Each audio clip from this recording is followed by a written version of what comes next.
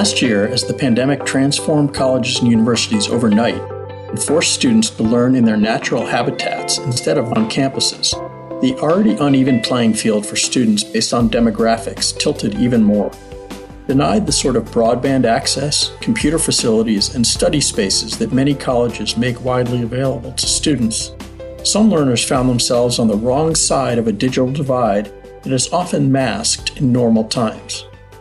Compared to some of her peers in rural communities who struggled to keep up with their studies because they lacked high-speed internet access, Jayla Johnson had it pretty good, University of Georgia senior journalism major says. I live in the metro Atlanta area. Wi-Fi is used to everybody being at school 8 to 4 and then coming home and everybody's on it at different times. It's not used to all day, every day, everybody was doing it. So we had to change our internet package because we wasn't sure what it was, but my computer was going so slow, even though it's a newer computer. So our struggle was like somewhat, but it wasn't as bad as my friends who live in rural areas who had to travel to Chick-fil-A's and McDonald's to do their homework in a parking lot. Jayla's biggest issue, in fact, was a much more human one. Asking Grandma to stay still to try to avoid triggering the lockdown browser that some of her courses used as a security measure during exams. I'm with my grandmother. You can't boss a 73-year-old around. She's not going to go for it. And I wouldn't dare do it myself. Last month, Inside Higher Ed explored issues such as these in Bridging the Digital Divide, Lessons from COVID-19, a report that you can download free on our website. In this episode of The Key, we'll hear the report's author, Lindsay McKenzie, Inside Higher Ed's technology reporter, discuss the nature of today's digital divide in higher education and steps faculty members, colleges, and others are trying to take to close the gap that threatens to derail the educational plans of some economically disadvantaged students. The biggest takeaway I had is that these are not new issues at all. These are issues that people have been thinking about for a long time. But collectively, I think higher education institutions have been able to ignore them because it's happening off campus, right? It's sort of an unseen problem. And on campus, I think a lot of institutions were doing the right things. You know, they had the campus IT labs, they had the campus Wi-Fi, which is great. You know, that provides access for all the students that need it. But when you can't access the campus, everything falls apart. We'll also talk to Lori Williams, President and CEO of the National Council for State Authorization Reciprocity Agreements, and Reggie Smith III, CEO of the U.S. Distance Learning Association, about the importance of broadband access and the disproportionate impact of the digital divide on students from groups already underrepresented on college and university campuses. I think that COVID is only lifting up and bringing to our awareness many of the issues that were already there. But then, of course, they've been exacerbated because students are now, many of the most vulnerable students are working at jobs that are making it difficult for them to be able to continue as a student, or maybe they've lost their job. And if you're making a choice between whether you're going to feed your kids and pay your rent or continue your degree right now, you've got to go with the short term and think about the long term later. Before we dive in, a quick note of thanks to NC Sarah for sponsoring the report and making it available to our readers free of charge. Our first conversation is with Inside Higher Ed's Lindsay McKenzie, who spent much of the late fall and early winter reporting and writing the Digital Divide report. Lindsay, welcome to The Key. Thank you. Glad to be here. Could you describe what you set out to do with this report and how the goals and direction maybe changed over the course of the reporting? There were two central themes that we were playing with, which was the digital divide and digital equity. And those did continue through the report. And there was some debate about which to focus on more. And I think in the end, we covered both because they are related. But on the digital divide, going in, I thought that the digital divide described the haves and the have-nots, the students who have, laptops and smartphones and broadband and those that don't. And as I started looking into it more and more, I realized that that isn't really true today. Most students have access to those things, or at least those devices. The difference now is that there are some students that have really amazing MacBooks and expensive laptops. They have the latest iPhone, and there are some students that have a really old laptop, maybe something that won't charge. So it's more of a difference of not being able to maintain devices. I mean, it's still an issue of socioeconomic status and being able to afford to maintain these devices, but it's shifted slightly from what I thought it was. So is it really more about the sort of sufficiency and vibrancy of students' access than whether they have it at all? I think so. I think that's right. What are the biggest impediments you saw for students? I've heard from instructors that when they're teaching in person, they'll have students that will have to find a plug in the wall and like sit next to it in the class to kind of keep up, like because the battery is so rubbish on the computer. At home, I think it's the same thing, right? I mean, we're learning online still in many cases. And if you have a rubbish device that just doesn't work properly, or you're sharing a device, because that's a different thing that a lot of studies don't quite differentiate the difference between ownership and access. A lot of people are sharing devices. It just means that you do not have access when you need it all the time, and that access is not always that great. And then I assume that not only are we talking about the devices themselves, but also about the access to the internet. Mm-hmm. I would say so. I think often in K-12, the digital divide refers to the homework gap, which is specifically around internet. There isn't as much information and research on the homework gap in higher ed, but it's still very much there. And it's something that we've really noticed recently because students are not on campus. They can't access the campus Wi-Fi networks.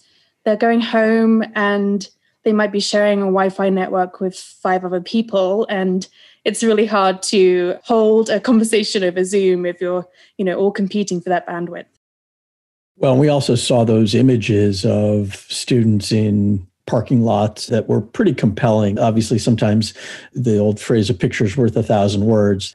Maybe there were only a handful of those news stories or images of students in Wendy's parking lots or whatever, but those stuck, I think, in a lot of our minds. And we saw some campuses setting up their parking lots to provide that access. But that seemed like again, for some of us who are privileged and not having to think about those things kind of stuck. The parking lot Wi-Fi initiatives that some campuses did were great as a really short-term solution, but it's not a great long-term solution. I mean, ideally, no one should be working in their car. You shouldn't have to drive somewhere, internet access. So it was more of a stopgap than anything, but it was a good one at the time.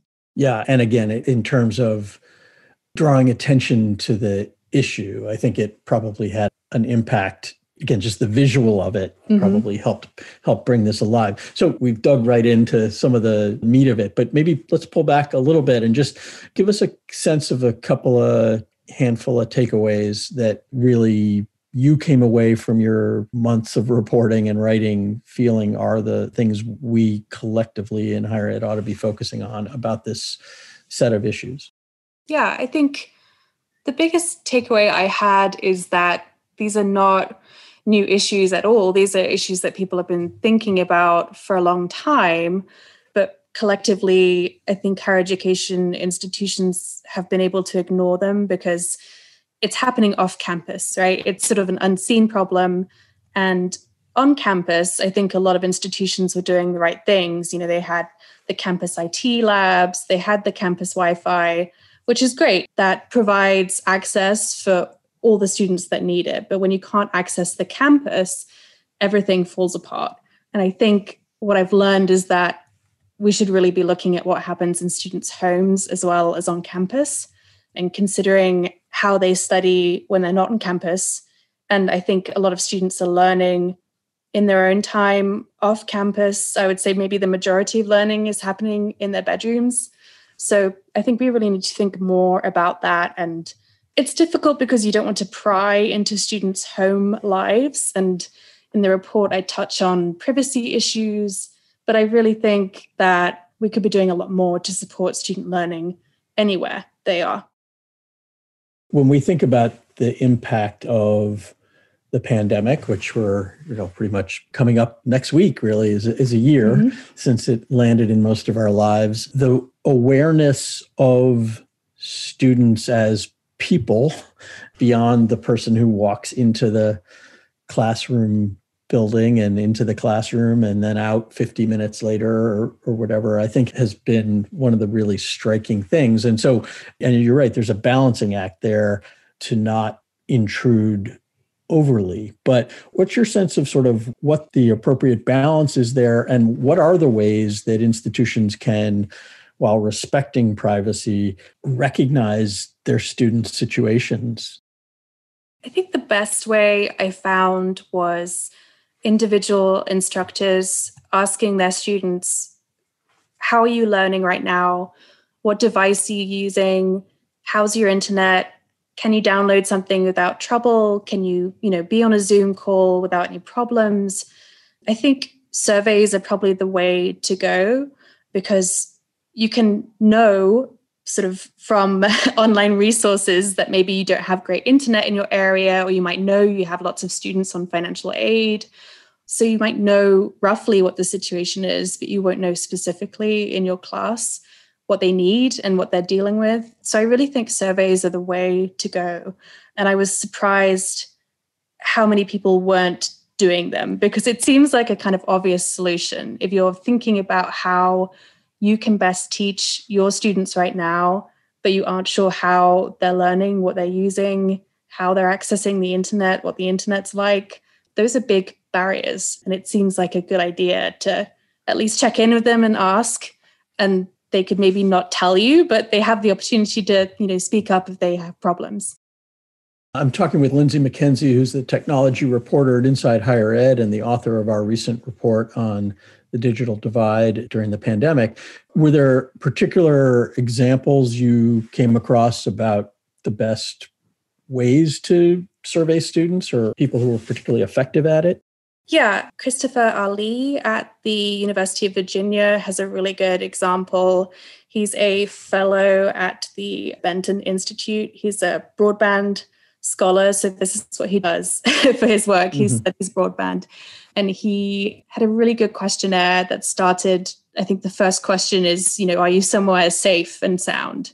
Which I think is a great opening question, because it speaks to the difficulty of the situation some students are in right now. And then it gets into really granular detail about what students are able to do with their internet. It asks what device they're using, because there are a lot of students who are actually just studying on their phones right now. And that makes learning online incredibly challenging. So I think that was a really good example. I know there are institutions that have also done institutional level surveys, but I do think instructor to class is maybe the best way to go, just to get the granular detail that will actually be able to inform your teaching. Well, especially when you realize that there are, and we didn't dig into it too much in this particular report, but certainly our coverage over the last year has explored it a lot. There are certain kinds of techniques and certain kinds of approaches, both to instructional delivery, to assessment, to all sorts of things that might be affected by whether and how much your students have good internet, because you can be more asynchronous than synchronous, all sorts of things you might do. So arming the individual instructor with that information does seem pretty logical. That was kind of a surprising thing I found, that there were some instructors who, although they were teaching remotely, were really not teaching in what I would describe as a kind of technologically advanced way. They were really paring everything back. I think Professor Ali said he came up with some kind of like Microsoft Instant Messenger style way of chatting with his students. And he made sure everything was possible to download at the beginning of the week. So, if you have a student who's driving to the Wi-Fi, they can do that. They can download what they need, and then they can go back home and study offline. I think a lot of people haven't really thought about what it is like to study online if getting online is a problem. And there are ways you can make it more accessible by just thinking about the file sizes and the file types and not requiring everything to be live, because that's a huge ask if you don't have great internet. I want to dig into a couple other issues that sort of came up. You talked a good bit in the report about the institutions that had tried to attack the problem through making technology available through loaning programs, et cetera. What's some thinking about where we were during this last spring and last fall, and maybe what might make sense going forward in terms of institutions making technology more available to those students who don't have sufficient technology? Mm-hmm. I think pre-pandemic, when I saw institutions giving away devices and aiming for that one-to-one student-to-device parity, it seemed kind of gimmicky, like something that would attract students. Maybe it was a lot of online institutions, which makes sense. Obviously, the students are online, they need laptops. But then we also saw institutions like Ohio State. Their partnership with Apple means that every first-year student gets, I think, an iPad Pro and a pencil, and they've really integrated it into their teaching. I think we'll see more and more institutions looking at those kinds of arrangements where every student gets a device. I think there was maybe a feeling that it wasn't necessary before. It's also a very expensive thing to do. There are just institutions that may never be able to afford to do that. But I think perhaps more will be considering it and thinking it's necessary now than before, because they've realized actually not all the students had the devices they thought they had, or they ran into problems. I think the device loan programs are a great solution if they are long-term loans. Like the students can keep them basically as their own laptops. If it's just like a 24-hour to 48-hour thing, which I think a lot of institutions did before the pandemic, if you have a test coming up, you can come into the library and borrow a laptop for a few days. I don't think that's going to be good enough going forward. I think there's an understanding now that students really need these devices to succeed, not just, academically, but also personally and professionally. It's how we keep in contact. It's how you get a job. It affects so many other areas of your life. One thing that I have heard in some reporting I've done is sort of on another related front is this idea that institutions may need to become more responsible for ensuring wireless equity. There's a provost I know who talked about his belief that institutions maybe should be contracting and ensuring wireless plans for all their students as just a matter of course. I mean, I don't think anybody's probably there quite yet, but as we've seen more cities and communities work toward community access for broadband, it seems more attainable now than it might have been in the past. Yeah, I would love to see that happen. I think it's expensive. Again, it's a difficult thing to pull off unless you have a really great partnership with maybe a local internet provider, or there's some kind of arrangement where maybe the university owns some of the internet infrastructure, which some universities are involved in and actually do have their own wireless plans, which is a really interesting way to go, but it requires some technical know-how, obviously.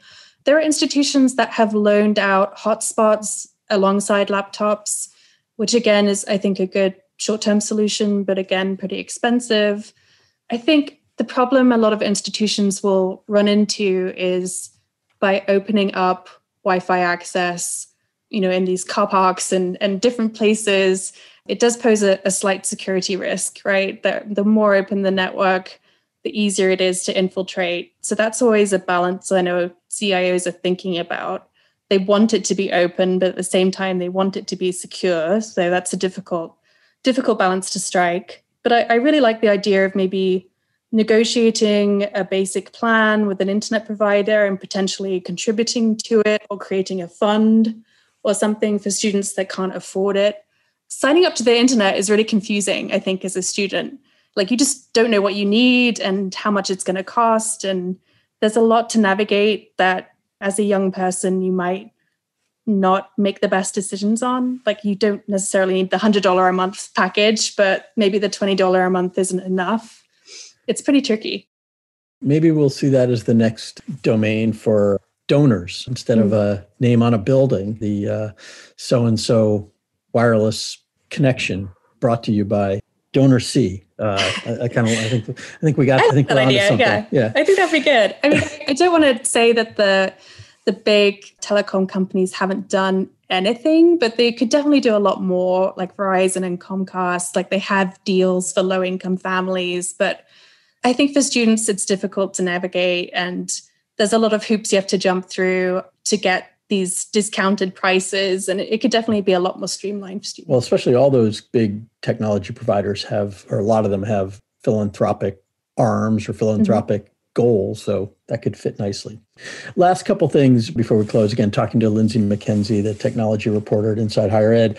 Talk just a little bit about the risks of not closing this digital divide further. We saw during the pandemic disproportionate impact on students from disadvantaged groups in terms of continuing their education. And obviously that can't all be blamed on the digital divide, but it seems pretty obvious from some of the surveys we've seen and some of the data we've seen that technology access and comfort in studying at a distance were part of the problem, along with the demands on students to get extra work or to take care of family members. So a bunch of factors, but what's our sense of sort of what damage the continuation of the digital divide could have on disadvantaged students particularly?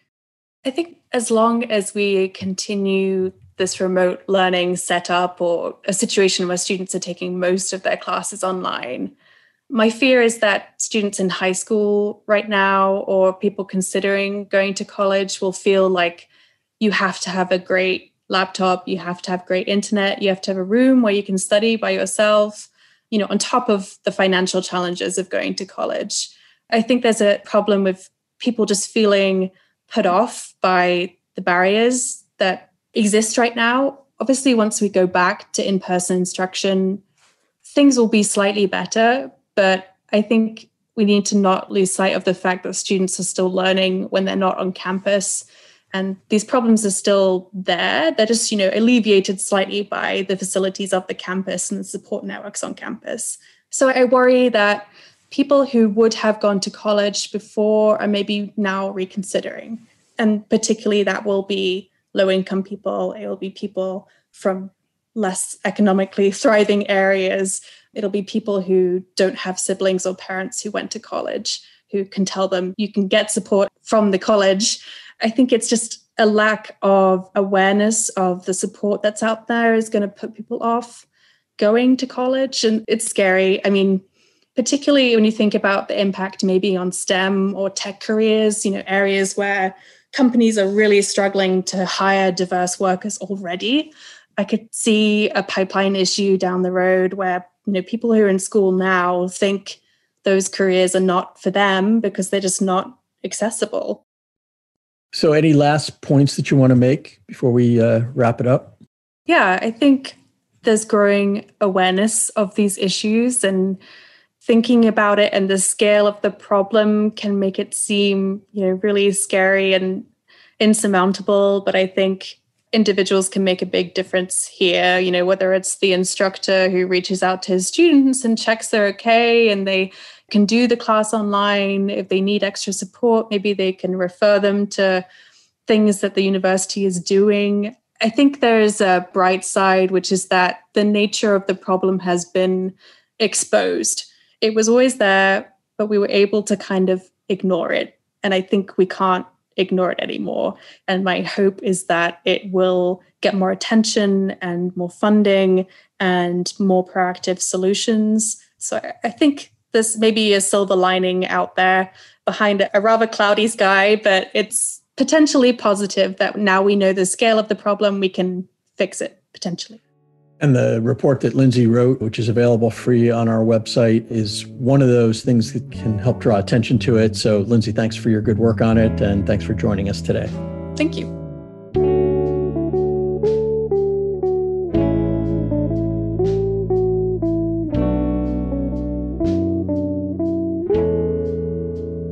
You're listening to The Key with Inside Higher Ed. Be sure to subscribe to this free podcast on your favorite platform, including iTunes, Stitcher, and Google Podcast.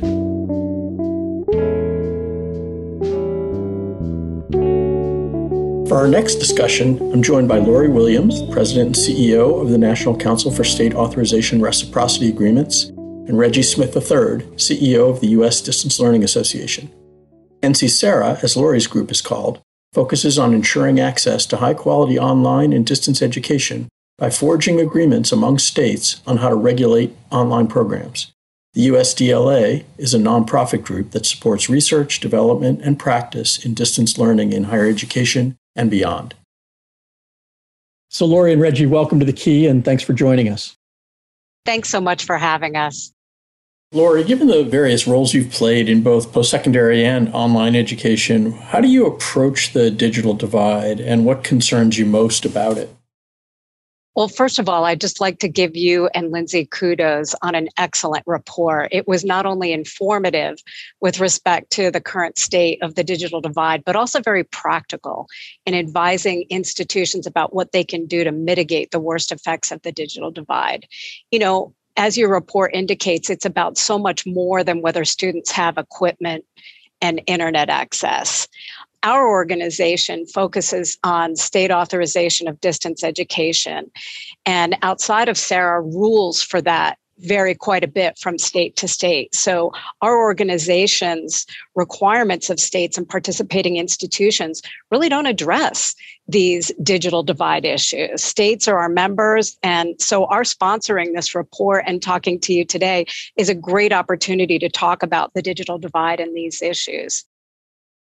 Reggie, from your perspective, kind of a similar question. What aspects of the digital divide kind of most keep you up at night? What most worries you about it? Truthfully, it's providing the access early on in the pandemic, making its way across the country. We had to jump out in front and really do a virtual town hall for historically Black colleges in those universities to really look at the funding and the broadband impact. And with the digital divide, I've always looked at different populations, including inside higher ed, that population, but also K-12, what's happening with foster care kids in the system. So what keeps me up at night is the broadband access to all of the tools and technologies available for distance learning. We've clearly seen in the enrollment numbers for last fall, we saw the audiences, the demographic groups of students who are historically least well represented in higher education, most affected by the pandemic in terms of inability to continue their educations. We saw enrollment drops being much bigger for community college students, for certain underrepresented minority groups.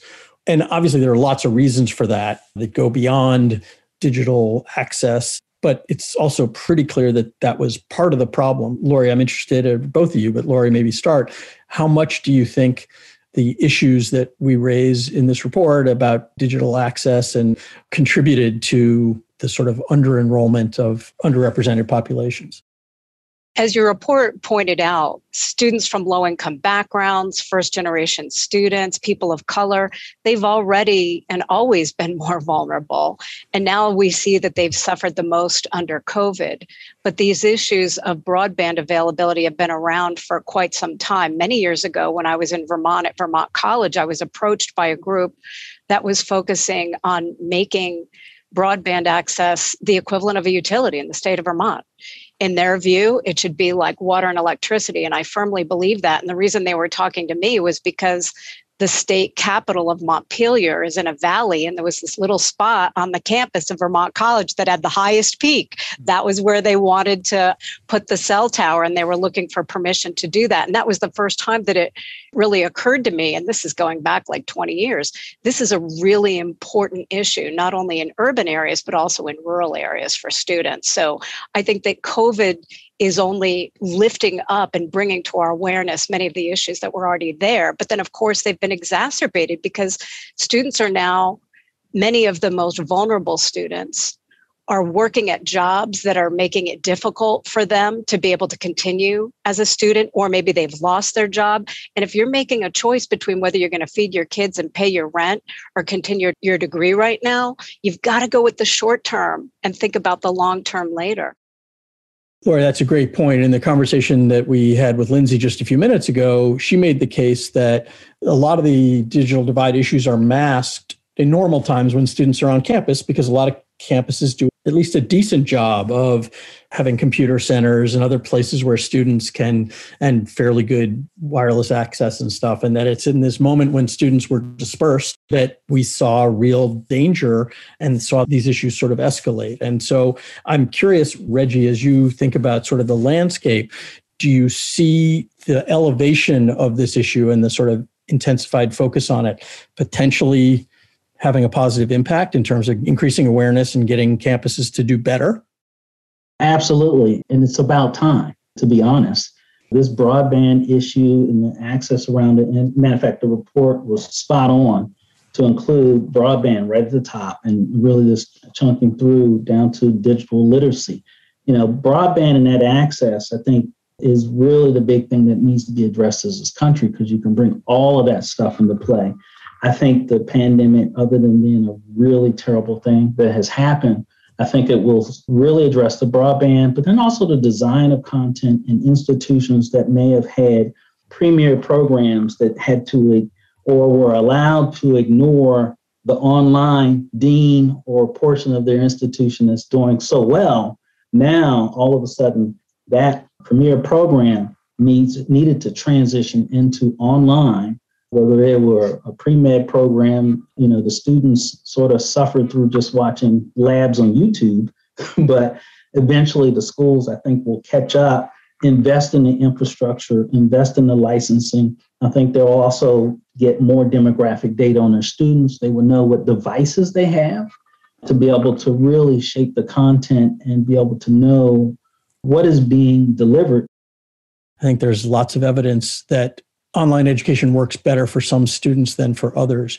Do you think that the sort of increased focus on remote and virtual and online education as part of the educational delivery system in higher education because of the pandemic, and I think that's going to stick going forward, will get people more aggressively addressing that divide, Lori? I think that you need to start with which audience of students are you trying to serve? There was a great deal of emphasis and focus on traditional age students who would otherwise have been on a campus, the 18 to 23-year-olds. And as we know, there are large numbers, even within that population, that are not considered traditional students. They're working adults, they're parents, they live off campus. They're not the traditional 18 to 23-year-olds even. And then, of course, there are large numbers of adult students. And so students that were looking for an experience of having a less risky environment with which to grow up and to try on taking responsibility for themselves as adults on a campus, and all of the amenities and clubs and opportunities for having parties and sports and all those things were just not going to happen in an online environment. And that's a very different set of expectations than it is for those that want a degree so they can move forward in their lives, build social and economic mobility within their family, and move forward as adults. And there's a lot of crossover in there for sure, but those are very different populations. And I think addressing the question from that perspective will lead to very different answers than a simple, yeah, it worked, or no, it didn't, or here's what we need to do differently. To your point about different populations and the diversity of the students that are coming to campus, first generation students, people of color, LGBTQ, they all have different needs and need to be addressed differently. I think we're past the days of the librarian saying, well, we're only going to work 9 to 5, I mean, that's a different topic, but speaking to students in a voice that they can hear, providing services for them that they can really make use of, and thinking about things from their perspective in the context of the variety and diversity of student needs, I think is really important. We're talking to Lori Williams, President and CEO of NC SARA, and Reggie Smith III, CEO of the U.S. Distance Learning Association. If online and blended education are going to be a more central part of how many, if not most, colleges operate in the future, How patient will parents, students, and policymakers be in waiting for them to improve how they deliver virtual instruction? A lot of people gave the institutions the benefit of the doubt last spring and probably last fall. Are we starting to see expectations rise, and will we continue to? Yeah, I think the expectation, the bar is going to go higher. The consumer has a right to be somewhat impatient because we have been here, and along with the other institutions and associations that Lori mentioned. And so there is a body of literature out there that is deep, taller than the building, and it is wide across a number of organizations. The pandemic and the recession have hit a lot of colleges and universities financially, which means that they may not have the money to afford some of the potential solutions to the digital divide, like paying for broadband access for their students, as Lori referred to earlier. Do you have suggestions for steps that institutions and instructors might take that run along the continuum from expensive to affordable or even free? Well, one of the things highlighted in your report as a recommendation for institutions was around laptops, whether purchasing them for students outright, loaning them, and for institutions that are struggling financially, having partnerships with businesses that can provide these is one way to go. Not everybody wants to do that. Some are more willing than others to do it, but it is a really good suggestion. Another very low cost area is around the recommendation to just be human, whether it's a student support service role at the institution or faculty members, to communicate a message of care and to behave in alignment with that message. My own dissertation research years ago was around the competencies of the most effective faculty mentors for online students. And I was looking primarily at SUNY's online programs. That was my research population. And I was surprised to learn that the competency that was most often cited as effective on the part of faculty members was communicating that sense of care. And the researcher in me was like, how do we measure that? How do we teach faculty members how to care? But there are very specific behaviors that faculty members can engage in to communicate that sense of care, to share from their own experience as a human being on the planet that struggles with challenges and overcomes them and can model that for students. So I think those are a couple of things that I think institutions can do that span the range of cost associated with them. And the report also focused a lot on the wisdom of surveying students and finding out, which I think falls into that care bucket that you were talking about, finding out where students struggle, where they are, and using that, particularly at the individual course level by a professor to potentially shape how he or she delivers the course and does assessments, et cetera. Reggie, do you have suggestions for institutions and professors and others involved in this? I agree 100% about the care piece and really having some compassion. I agree with Lori. And the report was really great to point out, I'm stuck on digital literacy because you can have all the nice stuff, but that literacy piece is very important to help people use the technology appropriately in institutions to really support that. And also really important in the report was called out professional development and a discussion around that. And so as an association, we've stood up a professional development committee and really focused to shape our content and some of the things that we do on an ongoing basis to put that professional development foot forward.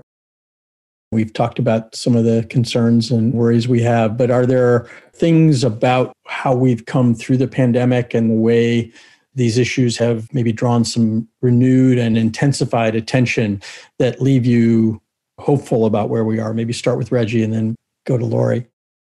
I think that it really shined a light, the pandemic shined a light on our space. We've been here for some time. For some reason, some institutions kind of shoved it to the side and ignored it. And then it became a really bright thing shining in their eye. And they have to learn how to really transform that capability. I think that's a really good thing. I think really looking at training, teacher training came out is a big thing for us. And so I think overall, the good thing is that it has shined light on the gaps that have been here all along. Well, I think that focusing on all of these needs that have been there all along, and raising awareness such that they can be rectified is really important. I also think that it will be important as the COVID situation subsides for institutions to think about whether and how they want to continue in distance education, if they'll take it seriously and look at the effective practices. Otherwise, students are going to vote with their feet on whether they want to stay in programs or not. Not every student wants to spend time in distance education. I talked earlier about the differences in the populations of students that come to higher education and what it is that they're looking for. And somebody looking for a safe space to try out adult challenges and decision making on a campus is a really different student than a working adult who's been around the block a few times. That was Lori Williams, President and CEO of the National Council for State Authorization Reciprocity Agreements, and Reggie Smith III, CEO of the U.S. Distance Learning Association. Thanks to both of them for being here, and thanks again to NC SARA for its support that helped to make our report on the digital divide possible. And thanks to all of you for listening to another episode of The Key, our 40th. Last week, we got word that we'd had 100,000 downloads of The Key since Paul Fain started it for Inside Higher Ed last year. We probably have a ways to go to match Bruce and Barack's podcast or The Daily, but we'll take it. Join us next week as we discuss the state of adult learners in California and around the nation. Until then, stay safe and well. I'm Doug Letterman, and this is The Key.